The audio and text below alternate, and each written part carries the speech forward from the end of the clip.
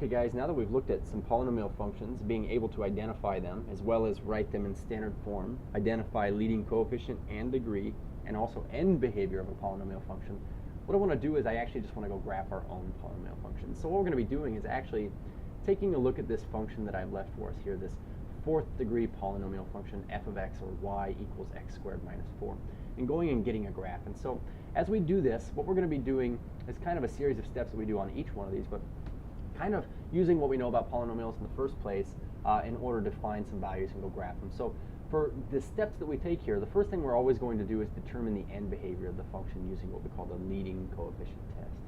And so let's go ahead and start with that right here. As a matter of fact, we would say that because our leading coefficient here, I notice that this is already written in standard form, our leading coefficient is just 1, and that's positive 1. And our degree here, it looks like we have a fourth degree thing, fourth degree.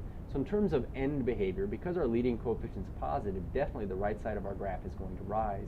And because our degree is even, then we're going to see that the left-hand behavior matches the right-hand behavior. So as x goes to negative infinity, as we go to the left, our y values are going to positive infinity here. And as x goes to positive infinity on the right side of our graph, our y values, or f of x values, are also going to positive infinity. So I'm going to suggest that you put a couple of arrows up here on your graph. It doesn't mean that your graph goes through these.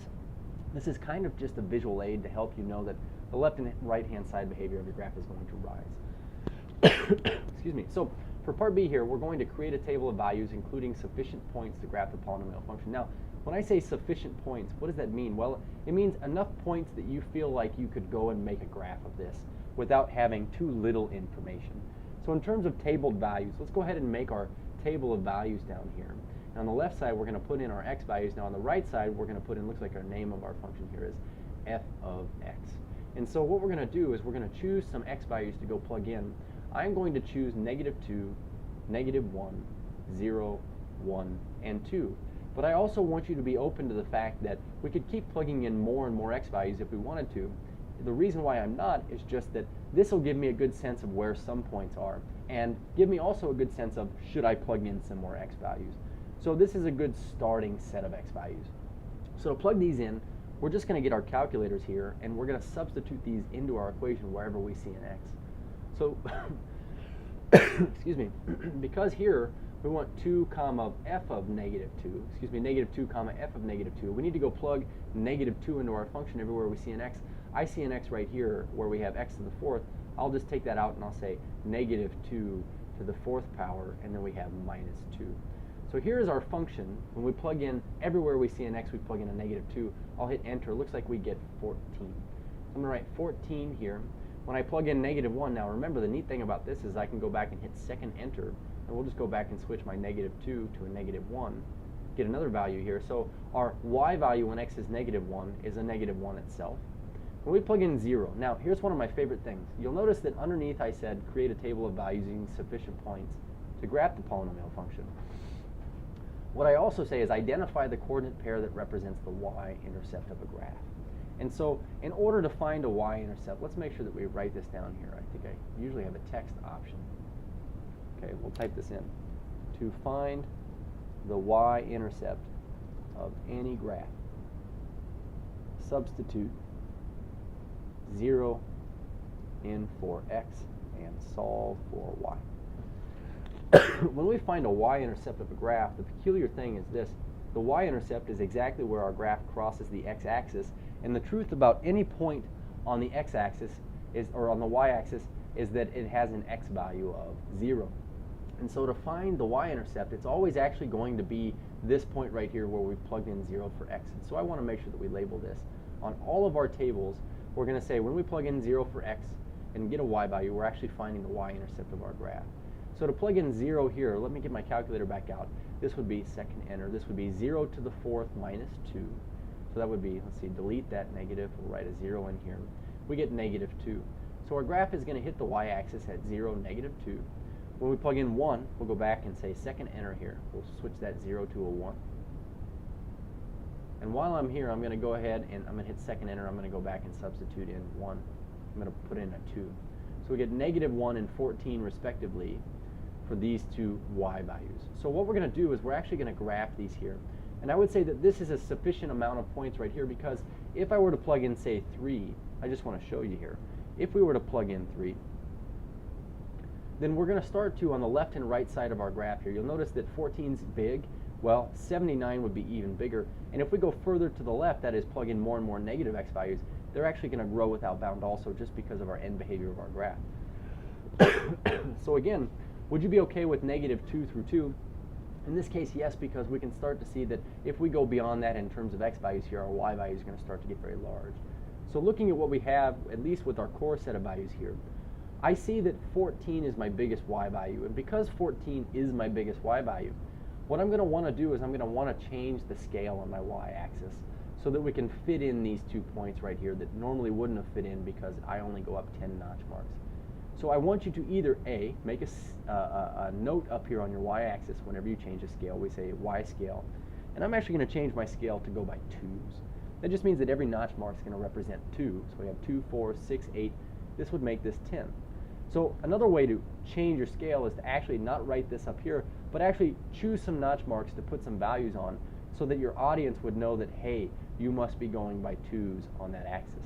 Now on my x-axis, we can still get away with going by 1s. And so I'm going to put these 2 values on here. But I think we'd be set to graph what we have here. So here's what we know so far. We know that the left and right-hand sides both rise.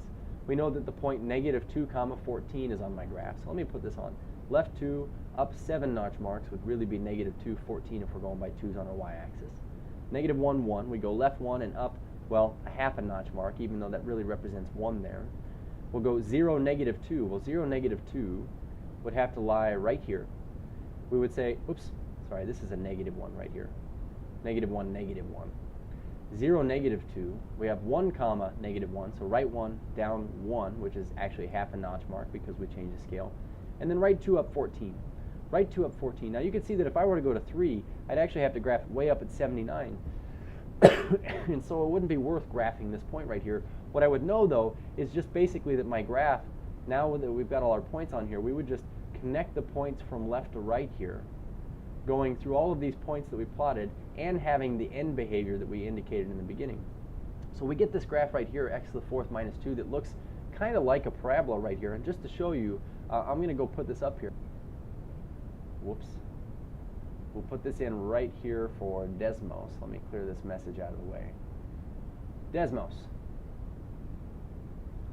And so if I type in x to the 4th minus 2, f of x equals x to the 4th minus 2, you're going to see that we get this graph here that looks a lot like what we had graphed. And indeed, if we were to put in a table of values here, f of x, you could see that we got the same outputs that we got there before.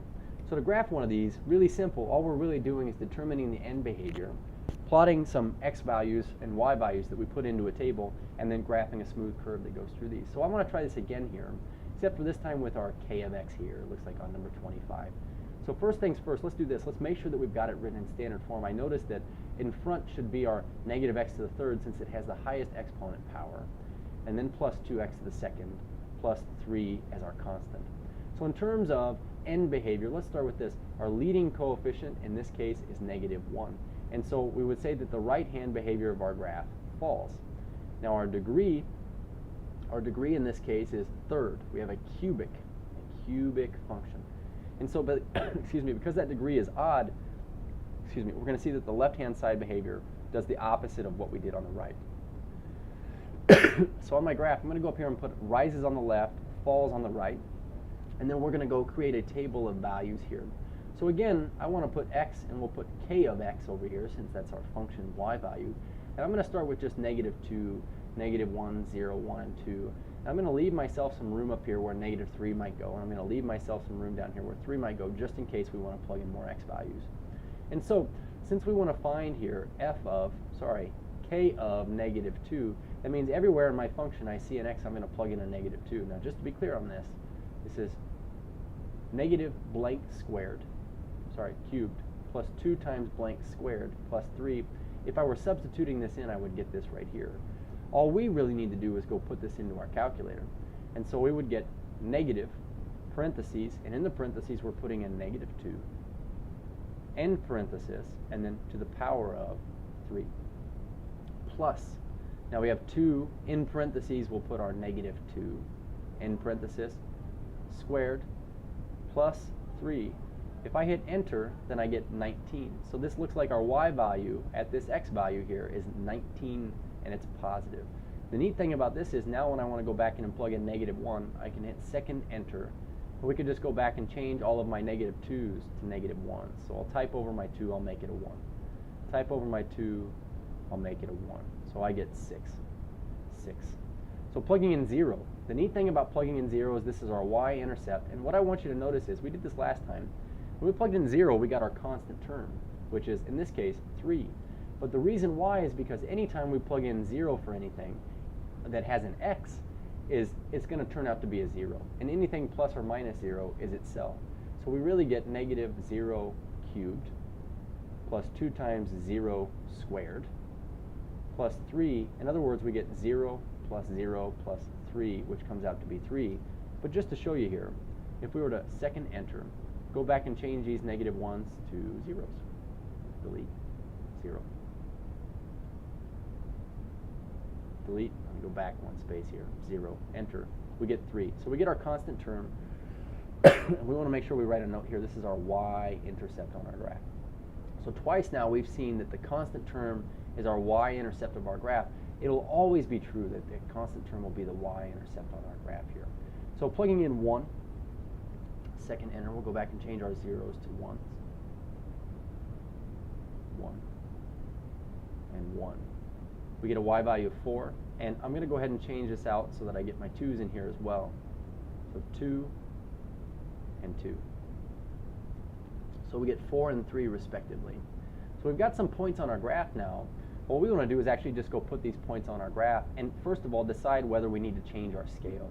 So I notice because I have a y value that gets up to 19, it might be a good idea again to say that our y scale equals 2, and our x scale we're going to say is just 1. So we would say that, another way to mark this is go up 5 notch marks and say this is 10 and this is 20. Go down 5 notch marks, say this is -10, this is -20. And then, on our x-axis, we're going by 1, so we'll indicate this here. So graphing these points in, we have -2, 19. -2, 19 would be left 2 and up, 9.5 notch marks, but it would be almost a 20 there. And then we would say, okay, -1, 6. So we'll go left 1, up 6, which is actually 3 notch marks here. We'll go to 0, -3, 0, +3 here, which would be right there. There's our y-intercept. 1, 4, 1, 4 is actually right 1 up 2 notch marks. And then 2, 3, we'd say right 2 and up, 1.5 notch marks, which would be right here. Now what I want you to notice is, because I know my graph rises on the left and it falls on the right, I can already get a good idea that my graph would come down through here, kind of come up, and then have to decrease very quickly. But it's this part of the graph that I'm worried about here. Because I haven't really seen where it goes through yet, it might be a good idea to actually plug in one more x value here and see where would our y value be. So if I pull this up again and I change these 2's out to 3, just to see where our graph would have been at, I notice that I don't get a too terribly large or too terribly small number. So 3, -6, right 3 and down 6 here would actually put me here. If I go anywhere past this, okay, second enter, make these 4. 4, 4. You would see that we're going to start to get really negative here. So we say 4, -29. I'm not actually going to graph that point. So I do appreciate that I did find my x value of 3 and its y value. But because I know that my graph has to lead very steeply here, that's what this point actually allows us to help us find here, is where our graph proceeds through. So we have to put arrows on this right here. But we'd say here's our polynomial function. And before I forget, let's go ahead and put our end behavior up here. I forgot to do it in this notation. But as x goes to -infinity, that is to say, as we go to x values on the left side of our graph, our y values here were rising. So they go to +infinity. As we go to x values on the right side of our graph, we go to +infinity, way over here, our y values decrease without bound. Or we can see that here. So we would say our y values go to -infinity. Cheers.